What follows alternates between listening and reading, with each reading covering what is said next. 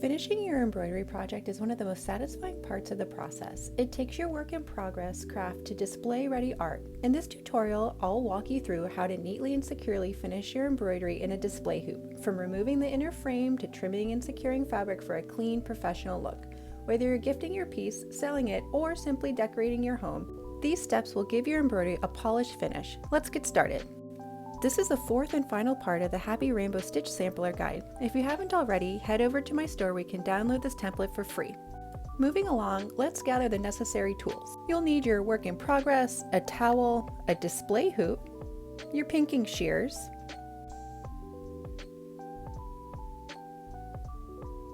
a needle, I prefer a size 8 or 10, some sewing thread, I'm using a white Inamara 70, your thread scissors, and what I'm not displaying here is also an iron and a large bowl. Okay, now that we've got all our supplies, let's move along to the fun stuff.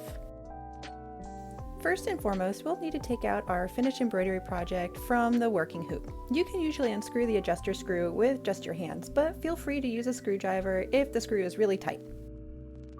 If you take a look at the back side of your work in progress, you'll probably have a lot of thread tails. Because I mostly clean up the back as I go, I don't typically do anything to them at this part in the process. However, if there's a lot of really long threads or it's particularly messy, you may clean up the back side now. But remember, if your plan is to hang your piece on the wall, no one will ever see the back side. If you haven't already done so, get your water hot. I just heat mine in my electric kettle, but if you can get really hot water from the tap, that'll work too. Now, place your piece in the bowl and pour hot water over it, making sure to submerge the entire worked area under the water. You'll notice the water-soluble paper stable will start to disintegrate. I really love watching this process. You can agitate the piece a little, but don't go overboard. The important part of this step is to actually turn your piece upside down and then let it sit overnight in the water. This is key. If you don't let it sit long enough, the paper stabilizer will only half disappear and you'll be left with the weird black chunks everywhere. So I completely forgot to film the next part with my finished piece, so I'm going to use an unfinished piece for an example. You'll just have to use your imagination a little here. Let your piece soak overnight to dissolve the paper stabilizer. Then once all of that is dissolved, you can take it out of the bowl, discard the water, and then you'll want to let it dry flat. I like to let my pieces dry flat on a hand towel away from any possible disturbances like my cat.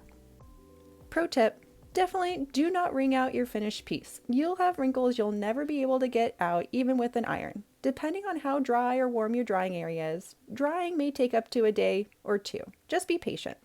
And if you decide it's needed, you can lightly iron your finished work.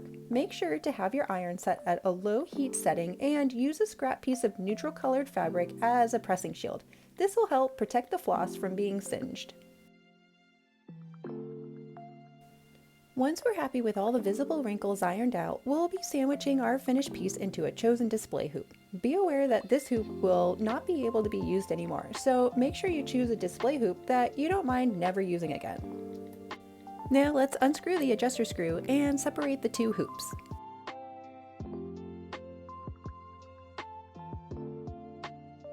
Sandwich your piece into the hoop, making sure that it's oriented in the same direction as the adjuster screw or the hanging pin. There shouldn't be any wrinkles and the finished piece should be tight and flat.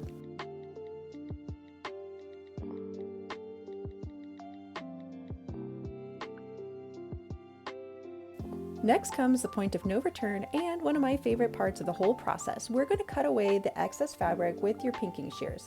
We're going to follow the hoop all the way around the circle, leaving about an inch of fabric that we'll have to work with later on.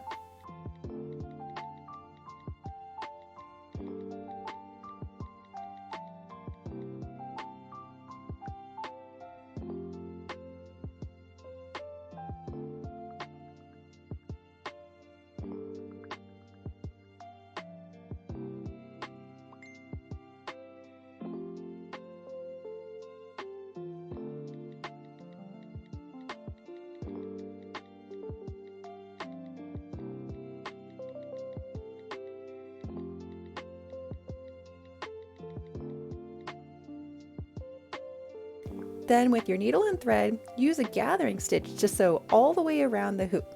Make sure to have enough thread to sew all the way around the hoop in one go, and make sure that you put a knot at the end of the thread. You'll want this thread to never be pulled out of the fabric. When you've sewn all the way around the hoop, pull the thread tight, cinching the fabric together.